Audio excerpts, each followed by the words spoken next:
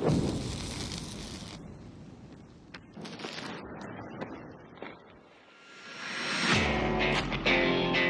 what's going on, guys? Welcome to Torch Tell, Stories Behind the Hood. Yes, one more guest, one more episode, one more conversation.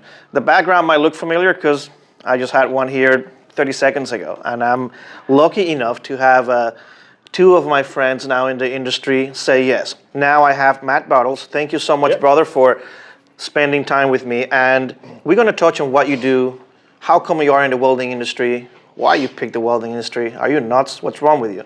But anyway, so Matt, let's start from the beginning. Where are you from? I'm from Pinellas County. Really? So you are in Florida, born and raised? Florida, born and raised. Where you live now? In Clearwater, Florida. Okay. Which is Pinellas County. Okay, well, so I guess you born and raised in the same area. Yeah.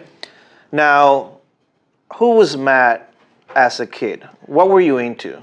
So pretty much just when I grew up, I wanted to play football. Like that's all I wanted to do. And is that big? Were you always, because you're big, were you always big, like bigger than most kids around your, so was that one of the reasons, or you just like football, or you just wanted to knock people out? Yeah, a little bit of both. You know, all right. You get away with stuff in football that you can't on the street. That is so true. Did you actually got to play at any level, schools or whatever? They wouldn't let me play in Little League because I was always too big. Okay. And then I finally got to high school and excelled pretty rapidly. What position? I was O tackle and D tackle. Okay. Now, was that all 4 years through high school, or? Yeah, all 4 years. Really? Yeah. So before that, middle school, you couldn't play because, you know, you were just going to kill those kids. What were you doing then? Since some of your friends, I'm assuming, were playing and you couldn't play. Yeah. Yeah, we pretty much kind of had like a friend group, and we all got together and played ball. That's awesome. And once you got to high school, you were playing football. Was there anything else you were into, or was just sports at that time? It was pretty much sports and cars. Cars? Yeah. What kind of cars? Meaning like collecting, working on them? Pretty much working on them. I had an old beater truck that I had to put together every now and then. So did you always like working with your hands? Yeah, always. Yeah? That's something you just broke things apart and put them together pretty much? Yep. So after high school, you play football, you're out. Did you have a vision of what you wanted to do yet, or you just kind of winging it? Yeah. So pretty much like I got done with football, and I had that senioritis and kind of started getting in with the wrong crowd. Oh, I see. It was like a 3-year spell of bad decisions, you know. And we've all been there, yeah. No, I haven't. Just kidding. Yeah. Yeah. What was it, because you didn't have a vision of what you wanted to do, and you kind of were exposed to the wrong crowd, and you just wanted to fit in with whoever you had around? Is that kind of? Yeah, absolutely. Yeah, I ended up a buddy of mine I grew up with before I got in with the wrong crowd. He's like, "Hey, man, you should try welding school." And I was pretty much kind of rock bottom type of thing. Really? Like, I got nothing going on, you know, and I was like, well, let's try it out, you know. So I ended up getting in welding school. And, what school? At P-Tech. Okay, all right, I got it. How long were you there? I was there for about 1.5 years. I graduated with my 6G certification, X-ray. Did you find that it was easy for you once you got there? It's like, oh, I can do this. This is definitely something that I can connect with. I was not a natural at all. No. No. I've talked to kids and now you breathe welding. Yeah. Really? So you were not a natural because you found that what was it hard that didn't make you feel like you were a natural? Just, I guess I've seen some other people in my class that started with me. They progressed a little bit faster and everything, but it just made me work harder for it. Really? Yeah. So now 1.5 years after that, and I'm assuming that you are just in your 20s or early 20s at this moment. Yeah, I was like 21. Okay. So 1.5 years after, what happens? Did you get a job in welding? So I ended up applying at a trailer shop. Okay. And because I was trying to get into the Millwrights, because I actually had somebody from there come talk to me. Okay. And I went to the trailer shop, and they're like, "Yeah, you got 6G certifications. We're not hiring you, bro. You're overqualified." And really? I'm like, dude, I just need to make some money, man. You know. Damn. And but I was in like a lawnmower shop for a little while, just kind of fixing mower decks and everything, and then ended up going over to a like ironworker outfit. Okay. And I worked with them for like 3 weeks. We were doing that CENTCOM 2 out there at MacDill Air Force Base. Gotcha. Hanging the pre-walls and everything. Huh. Overqualified in one area, so you didn't get that job. And then you just worked for 3 weeks or so. What was the one job that actually you got early on that said, okay, this is really what I'm going to do for a living? Like, what was that job? Yeah, so when I got into the Millwrights also, I was pretty much persistent, like calling every week. Really? Like, hey, you got anything? Filled out the application, and he's like, well, we got this job going on right now in Crystal River up there at Crystal River Power Plant. And I ended up getting in there and pretty much... As what? What was the position you So started? I was just an apprentice millwright. All right. Now, let's explain to the people out there, what is a millwright? So a millwright is a precision industrial mechanic. Okay, and this particular one, it's where? In ours, we're in Tampa, the hall is, but Okay. we cover the whole state of Florida, Puerto Rico, and the Virgin Islands. Really? How does that happen where a millwright can cover such a broad area, and especially almost internationally? Yeah, so we actually are international, but so that's just our union hall. That's where pretty much all the jobs go out of and everything. I see. And the members all go to meetings. Gotcha. I know that on the side you create art, and you, because I've seen some of the stuff that you create with your dad, I believe it is. Yeah. How did that come about? Was your dad first into it, and what is it that you guys make, and what's the name of that side of the company Yeah, that you guys it's have? CBC Metal Art Welding. Okay. How did that start? Was it your dad first, or you, and then you guys combined? Like, what happened? Yeah, so after I became a journeyman out of the Millwrights and everything, and I went to my old school at PTAC, and I talked to John Stiles, and he was like, hey, I'm retiring here pretty soon. What do you think about teaching? I'm like, I don't know, dude, that's a hell of a pay cut, And, the more and more I thought about it, I was like, that'd be really cool to teach where I went to school at and really like help these kids out and find a path to... Maybe to change someone's life, that maybe if you had that same thing for those 3 years, that you had that gap of out there doing who knows what. But so that you went back, so actually you started teaching at the school then? Yeah, I started teaching at the Really? school after I became a journeyman.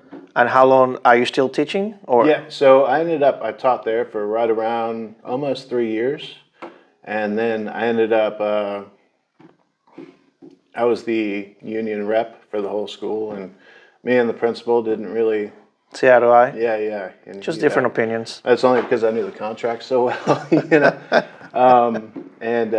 pretty much, I don't know, just kind of got tired of it. And I actually had my buddy, Guy Carter, call me up one day and say, hey, what do you think about teaching over here? I'm like, oh, no, man, I really love helping these kids out and trying to find a way. Because, that's when I was making all those bad decisions and I started welding school, it changed the whole trajectory of my life. It really did. And it's come a long way, and to be able to pay back.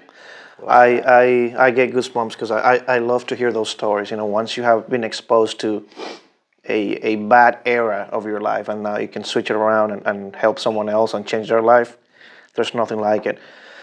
But really answer me how you and your dad started doing this art and everything else. Yeah. So when I was at PTAC teaching, I really wasn't making that much money, but I loved what I did. So I was like, well, I can make some extra money doing metal art, little welding jobs here and there. And it really helped fill the void. Yeah. So your dad was not in it? No, not into it. No, I taught my dad everything he knows about. Really? Yeah.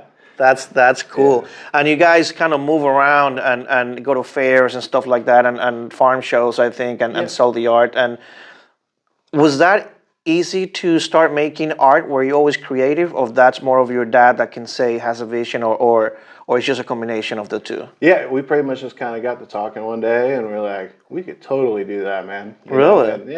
And we just dropped like 30 grand on the plasma table and some machines, and we just kind of went all in. Wow, that's amazing. When I saw you and your dad working, at that event that we were together in Tampa, it impressed me too, because I thought it was really cool to see that. And then when I see some of your posts that you guys are working it or something like that, I congrats, because that's awesome. Now, so you have your side business, but you also have other things you do, and you also are part of how many committees? Right around 21 different committees in the state. You really do nothing else other than just go from committee to committee, or email, or a Zoom call, and whatever. Like, do you have any personal time left for you? Yeah, in my shop. You do in your shop. Figures, yeah, right. Why did you join a committee, and then 20 something later, you still join committees? Like, what do you get out of it? Well, so I really like going there and speaking with the kids, and not kids, most of them are grown. Yeah. Maybe their mind, or yeah. And just really kind of helping them show the path that I was shown, Really? Like, because I had the Millwright instructor came over and talked to me, and he's like, man, you can make, $30 an hour, plus you get double time and a half. There's a pension, supplemental pension, insurance, Sign me like, up. Yeah, I'm like, it's like. So what do you do right now specifically for the Millwright? So right now I'm an instructor. Okay. Yeah, I teach anywhere from rigging to welding, blueprints, math, machinery installation, power. And how much travel do you do for them? So right now, I only go out to the UBC, which is the International Training Center. Is that in Vegas, or? Yeah, in Las Vegas. That's where we do our expanded training for the instructors. But I also teach out there. I teach the welding instructor, train the trainer, and then I also teach the essential millwright skills. Gotcha. And I know that you are also part of AWS, the American Welding Society. At what capacity? Yeah, so I'm the incoming president for the Florida West Coast section and the deputy director for District 5 under Daryl Peterson. Gotcha. How did that come about? How did you join AWS, and why did you join AWS? It was just kind of, I ended up... Just another committee? Yeah. Yeah, I ended up getting my CWI, and I ran across Daryl at the PTech advisory meeting. I ended up going, and he's like, "Hey, man, what do you think about joining up?" And and I'm like, "Yeah, I'd love to." So it really helped after I got my CWI. I like to go off the island theory, right? Yeah. You get that CWI, or you stay in your one spot this whole time. And you venture out and you learn there's a big wide world out there, right? That is so true. That is so true. And welding, like a lot of the mutual friends that we have, we know that welding can take you places that you've never thought of. And definitely it's an amazing industry if you do it right and you create those relationships. Now, when you were a student versus the time that you were teaching, and now that you have your own company, now that you also work for somebody else, is there something that you can say that has changed so much, either for the better or for the worse? Like, what would you say now that you've been exposed on all angles and all circles of the whole welding industry? Yeah, I'd probably go with just the manifestation of everything, right? Explain that. So if I can pretty much kind of envision it, right, and I know I stay very, very consistent on it, and it's possible. If there's other people there, you can do it too. I see. Have you always been that way? Because I see a lot of your posts. A lot of self-growth, personal growth. You always love a good quote or some motivational quote and stuff like that. And I see that, and every time I see those posts from you, I'm like, that's cool. Is that something that you learned as you were growing up? Are you a reader? Do you read books or whatever? Or is that something that you just picked up along the years? So I ended up getting into Audible books, right? Okay. I ended up listening to Les Brown, The Power of Purpose, and that book changed my life. Really? Yeah, it really did. And then I ended up just digging deeper and deeper and deeper. And then I listened to David Goggins, and then before you know it, I was doing 138 miles on my bicycle, and yeah. That's amazing, the power that someone might have. Something clicks with you, and you just, boom, you want more knowledge, and it takes you in a different path, not only physically, but mentally and emotionally and all that. So that's cool to see. And are you very methodical? Because I think you are. I think once you, and you said it before, you start thinking about something and you envision something and you kind of just work on it. But are you that kind of guy that just all right, that's what I'm going to do. Let me see how I can reverse engineer that whole thing and go after it. Absolutely. Really? Yeah. And what is it? Because you are into firearms too. What is it? Chill, guys. We all have something that we like, so don't be judging. We all do, even if you say you don't. What is it that you guys are? What is it that you guys are doing with the? Because you just got a grant, or I can't Class remember. 7 FFL. Yeah. So we're a manufacturer, but then we also have our SOT2. So we're able to manufacture suppressors, NFA items such as Really? machine guns and everything. That is pretty cool. How did you get into that? So I ended up talking to. Don't tell me another committee, because I swear to God, I'm gonna. a guy on the committee. And no, I talked to a buddy of mine, and he was telling me about the amount of, or the lack of welding experience in like the firearm community and everything. And being able to take something from, say, World War II, like an old Tommy gun or something, and be able to weld it back together and kind of machine it down to where it's usable again. Yeah. You know, it's a historical. That is pretty cool. That is pretty cool. I definitely want to see that whole process. Where are you going next on your travels for representing the Millwright? So I'm also a union delegate, so we go to delegate. Of course you are. Yeah. Yeah. Yeah, so we go to different delegate meetings and everything, and just kind of basically getting out and spreading the word. Yeah. Pretty much if a school calls me up, I'll go talk to the kids. Now, when you're talking to the kids, you're trying to not only expose them to what the welding industry can be, but you're also trying to recruit, right? Yeah. And where you go and talk to these kids, it's mainly at other schools, or what kind of venue these are? Yeah, so every now and then we'll have like an open house, like towards the end of the year, like November-ish. We'll invite all the schools to come out. We'll show them our place and everything. But when I go out to these schools, I get to talk to them about the Millwrights and like how we need welders in our industry. And then also like on the back end, I'll be like AWS student memberships are free. You know what I mean? Like coin that one. Hey, there you go. Yep. Yeah. He's learned. He's come a long way.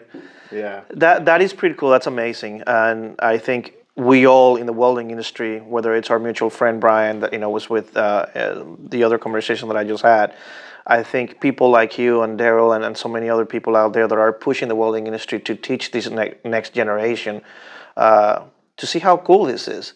Because, I mean, what's the point of us learning all these things, not passing it forward, and then it dies with us? Like, what the hell? Like, there's no point on that.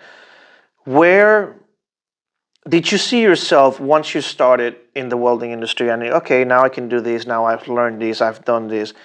Did you see yourself doing exactly what you're doing now? Or it was organically grew to where you are now? Or you just one of those things that you envision and like, that's exactly what I want to do? Or things just came one after the other and like, I'll take it. Yeah. So it's just kind of gone through. And so when the guy came from the Millwrights, he talked about how mechanical everything was. And when we need a welder, we need them. It's pretty critical weld. So I was like, man, that sounds pretty badass, like I'd love to do that. And like, I pretty much got my mind set on it. And I ended up getting the 6G cert, and as soon as I got it, I went over there and talked to them, and they're like, yeah, we're not taking interviews yet. I'm like, all right, and that's when I went to the trailer shop, and, but. Has your demeanor, because you said that after high school you ran into that area but every time I see you, since I've met you, you have this demeanor of you're like just calm, easy, what's up, buddy? And like I never would have peg you for anyone that is not who I see now. Even though when you were not being the most professional out there, did you always have this demeanor? Or you also just developed? You grew up into who you are now. The years, like so football it was pretty much aggressive. Correct. At the time. And, and I've just slowly become this person I am today. Oh, I think we all feel better around you now that you are. When When you become the next AWS district, was it? Yep. District director? What do you think your role is going to be versus what you already do as a deputy? So as a deputy, I just kind of pretty much assist Daryl. Okay. And I tag along with him when he goes to other schools, like out Gotcha. of state and everything. I think it'll be a lot more involved, especially to fill Daryl's shoes. Okay. Right? Because Daryl is he's everywhere. all his man when Yeah. it comes to the welding industry. Yep, right? he is. He is. I mean, he definitely breathes welding as well. How long do you see yourself in the welding industry?